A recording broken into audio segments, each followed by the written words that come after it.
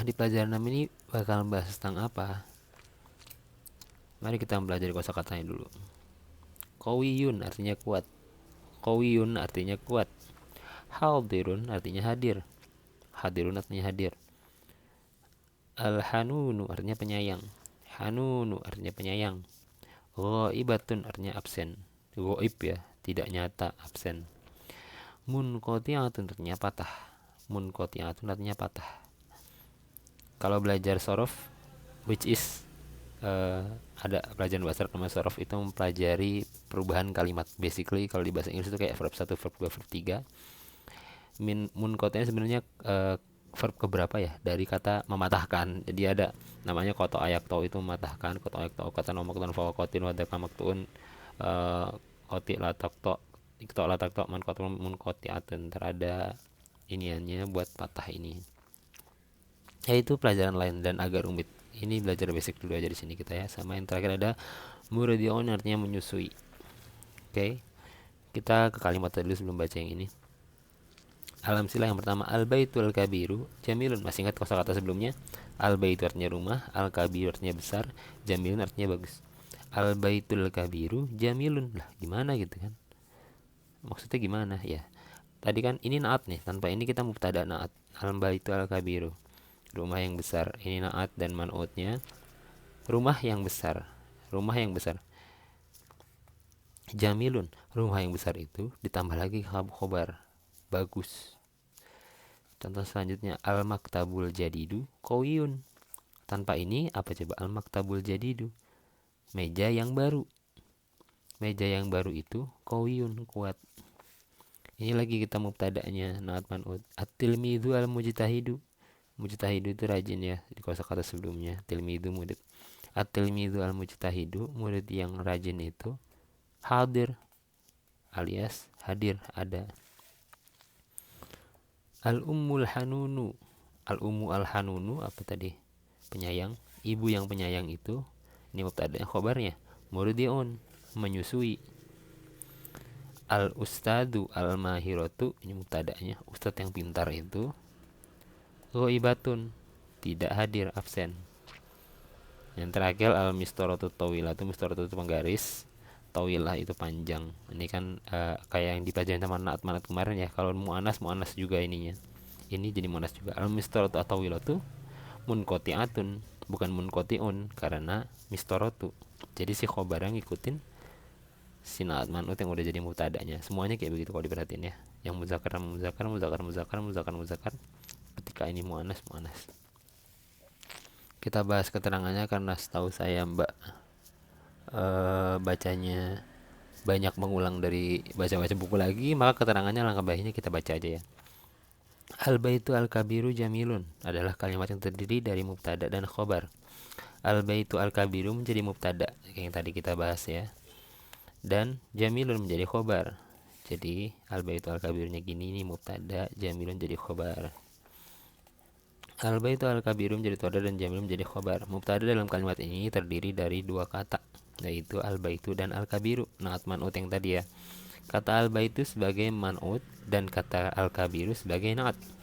Seperti yang udah kita pelajarin sebelumnya ya. Nah, di gambar ini lihat. Man'utnya duluan baru naat. Yang disifati. Man'ut itu artinya yang disifati, naatun artinya sifat. Yang disifatinya al baitu, sifatnya al kabiru ya. Al baitu dan al kabiru. Kata al baitu sebagai man'ut dan al kabiru sebagai naat. Perhatikan kalimat di atas pada skema di bawah ini supaya mudah dimengerti. Nah, ini pembagiannya yang tadi kita bahas. Mubtada'nya yang ini terdiri dari man'ut dan naat, khobarnya dari jamilunnya aja gitu. Lanjut ke yang B. Mubtada dan khobar masing-masing dengan naat dan man'ut. Jadi kalau tadi mubtada'nya doang yang naat dan man'ut, kali ini dua-duanya mubtada dan khobarnya naat dan man'ut. Contohnya begini. Nah, ini nanti jadinya begini ya. Ada man'ut ada naat kayak begini. Kayak begini ada man'ut dan naat. Jadi mubtada, nah khobarnya dia man'ut naat lagi. Kayak gimana bentukannya? Kayak begini, jadinya agak panjang. Kita semakin panjang ya, semakin ke kanan. Al kursiyu at-tawilu, kursi yang panjang itu, kursiyun jadidun, kursi yang baru. Al bintu al jamilatu, anak perempuan yang cantik itu tilmidatun mujtahidatun, murid yang rajin. Kalau diperhatiin di depannya al bla bla bla al bla bla bla nanaun gitu kan ya. Al lintu al jamilatu tilmidatun mujtahidatun gitu. Jadi si khobarnya bentuknya tanwin, sedangkan mubtada'nya alif lam. Apakah harus begitu? Kita akan bahas selanjutnya, tapi setahu aku emang kalau bentukannya kayak begini, depannya nih, belakangnya depannya alif lam, belakangnya tanwin. Depannya alif lam, belakangnya tanwin. Tapi kita lihat hukumnya di pembahasannya. Nah, ini contoh lainnya dulu. Ternyata ada contoh lainnya. Al ustadzu al kabiru, ustadz yang besar itu, rojulun karimun, pria yang mulia. Al ummu al hanunu, ibu yang penyayang itu, imra'atun solihatun, perempuan yang solihah. Kita bahas keterangannya ya. Ambillah contoh kalimat al kursiyut tawilu kursiyun jadidun. Yang ini yang kita bahas tadi ya. Kursi yang panjang itu adalah kursi yang baru. Ambillah contoh al kursiyut tawilu kursiyun jadidun. Yang menjadi mubtada pada kalimat ini adalah al kursiyut tawilu yang ini tadi. Ya. Yang terdiri dari dua kata. Yang pertama adalah man'ut, kursi sebagai man'ut atau yang disifati, dan yang kedua adalah naat, yaitu tawilu sebagai naat yang menjadi kata sifat. Sedangkan khobar pada kalimat di atas adalah kursiyun jadidun. Jadi yang ini mubtada, yang ini khobar ya. Kursiyun jadidun sebagai khobar. Khobar ini terdiri dari dua kata. Yang pertama man'ut, kursiyun. Kursiyun ini jadi man'ut atau yang disifati, dan yang kedua naat, yaitu jadidun. Jadidun ini jadi naat atau sifatnya. Jadi ada yang disifati sifat, yang disifati sifat. Tapi bedanya yang ini mubtada, ini jadi khobar. Yang ini jadi kalimat yang memulai kata, susunan kata yang memulai, jadi susunan kata yang menerangkan kata awal. Perhatikan skema di bawah ini biar lebih jelas ya. Nah, ini tadi. Ini mubtada nih, ini mubtada, ini khobar. Ini man'ut naat, ini man'ut naat. Ini sifatnya. Ini yang disifatinya, ini sifatnya yang mensifatinya. Lanjut ke yang C, yaitu mubtada dengan naat man'ut tapi khobarnya dengan zorful makan. Wah, ini makin rumit lagi, tapi kurang lebih secara formula mirip-mirip sama yang sebelumnya. Jadi buat bayangan bentuknya ntar bakal kayak gini.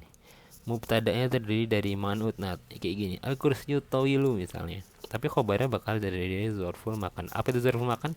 Sempat dibahas sebelumnya, tapi biar gampang kita bahas lagi di sini ya. Kosakata dulu ada ma'nal mufradat. Yang pertama adalah adukan, artinya toko. Adukan artinya toko. Hunaka artinya di sana. Hunaka artinya di sana.